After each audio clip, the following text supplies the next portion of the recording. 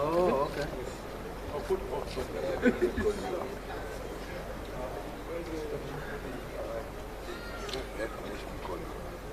Todo tumbo ya, pues eres como está.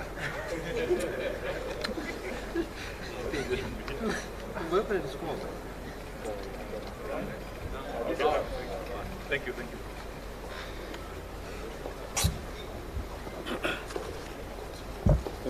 Mike. We don't have the network, just go.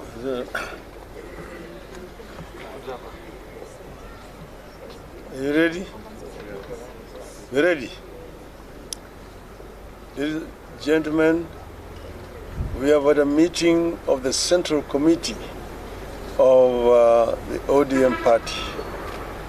Central Committee is the organ of the party that deals with managerial issues in the party and also issues of policy. We have had a comprehensive meeting today, and we have a statement which is going to be read to you by the Secretary General, Honorable Edwin Sifuna. Thank you, Your Excellency. We proceed straight to the statement of the Central Committee meeting of 2nd July 2024. And it is titled, "This is Kenya's Last Best Chance." The Central Committee of the party has this morning held a meeting to deliberate on the ongoing crisis in Kenya. This meeting is happening at a most difficult time for our country, given all that has happened in the last few weeks. We are acutely aware that many families are still in mourning, having lost their loved ones, with civil society groups estimating that over 30 young Kenyans fell to the regime bullets in the course of the street protests. Many of these families are yet to bury these victims. On behalf of the entire ODM party, the Central Committee extends its deepest condolences to all those who have lost their loved ones and pray that God will comfort them in this time of tragedy.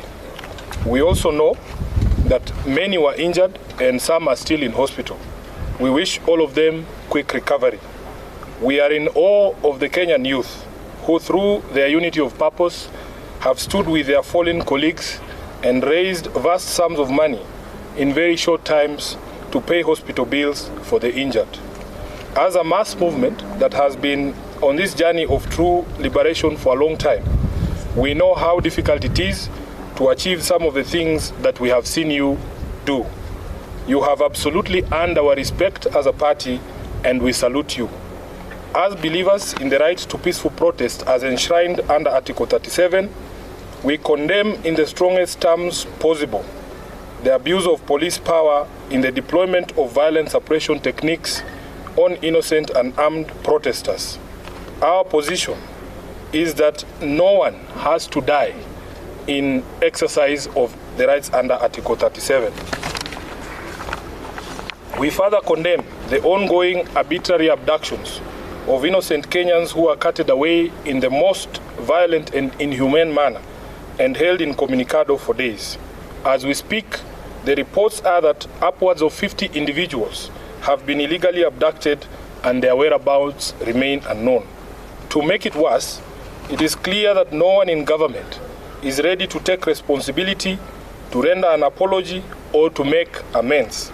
The head of state himself has tried to distance his regime from these killings, injuries, and abductions, instead conjuring up theories when everyone can see the blood on his hands. We have the most callous, insensitive, and obtuse regime in the history of Kenya. It is no wonder that chants of Ruto must go are ringing out all across our land. Government must never abdicate its responsibility to protect life and the property of its citizens. And if it does, as Ruto has done, it deserves to go. As a party that was founded on the tenets of social justice, we shall walk the journey of bringing about justice and accountability for all of the regime's crimes since they took power. We stand with the people in their quest to liberate themselves politically, socially, and economically. Kenyans asked us to stand with them against the punitive tax proposals in the finance bill, and we did. Of the 115 members of the National Assembly who stood with the people and voted against the bill on the floor, 73 were in fact members of ODM.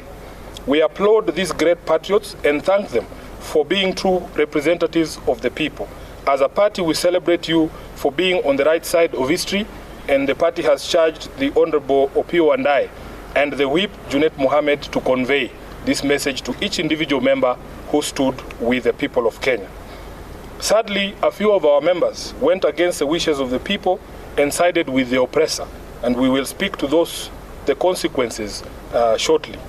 In light of this state of affairs, the meeting has resolved as follows. Number one, that it is time for all of us in the political leadership to begin to listen. Listen to what the people are saying and not to our own voices. The young people have spoken in plain language that should be clear to everyone.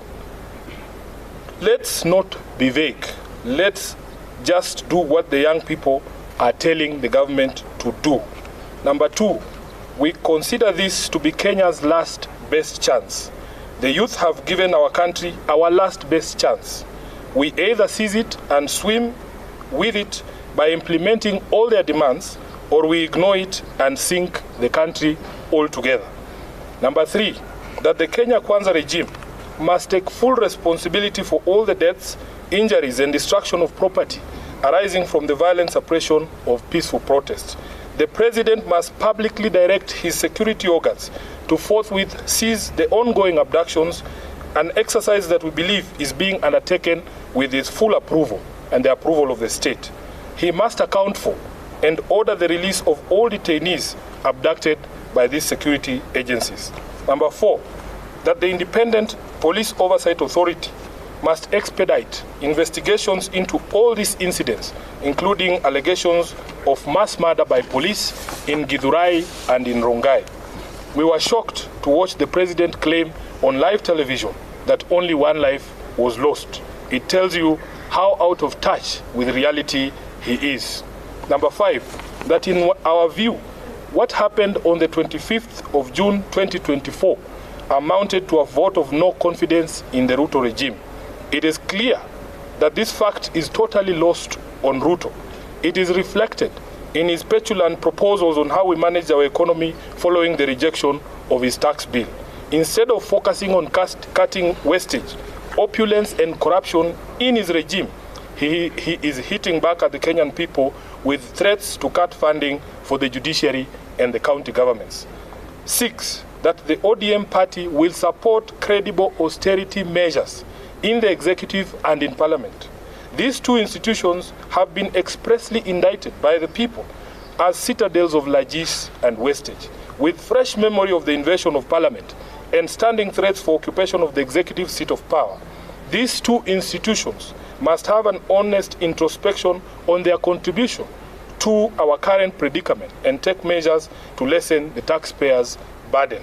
As a party funded by taxpayers ourselves, we will also be taking steps to scale down on our presence across the country and some of our activities to reflect this new economic reality. Lastly, that ODM shall initiate and lead recall processes in the following constituencies in light of the current office holders' repeated violation of their sacred oath and the wishes of their electorate. Number 1, Game constituency. Number 2, Bondo constituency. Number 3, Navaholo constituency. Number 4, Kajiado Central. Number 5, Ikolomani. And lastly, Suba South in Homa Bay. Thank you. That is the end of the statement. Very good. Yeah, we do. Eric? My name is Jeff.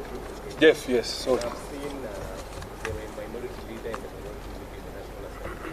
And during this time of crisis, when Kenyans are asking, did Parliament, National Assembly, have to go for a recess during this period? What actually transpired? Because when that decision was being made, there was a blackout in Parliament in terms of coverage. Even media was not allowed to cover that session. Kirui, can I first take questions that are related to the statement we've read? Brian? Yeah, I'm Brian Otieno from the Standard. Now, you said that you support the demands by the youths. One among the demands is the resignation of President Ruto.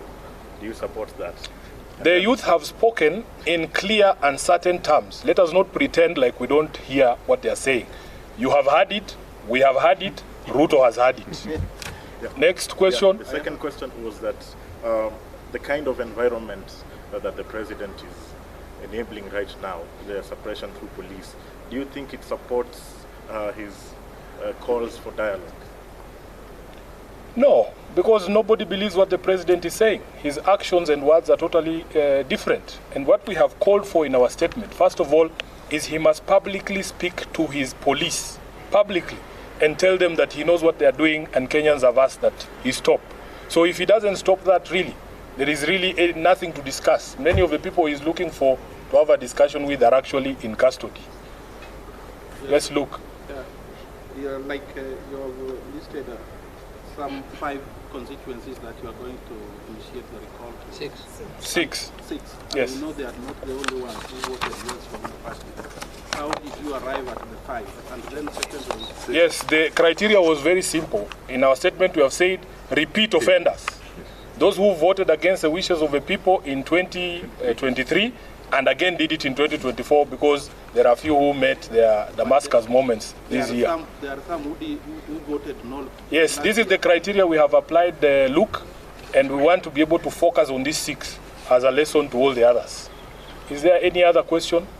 Thank you. Thank you. Thank you very much. Asanteni sana.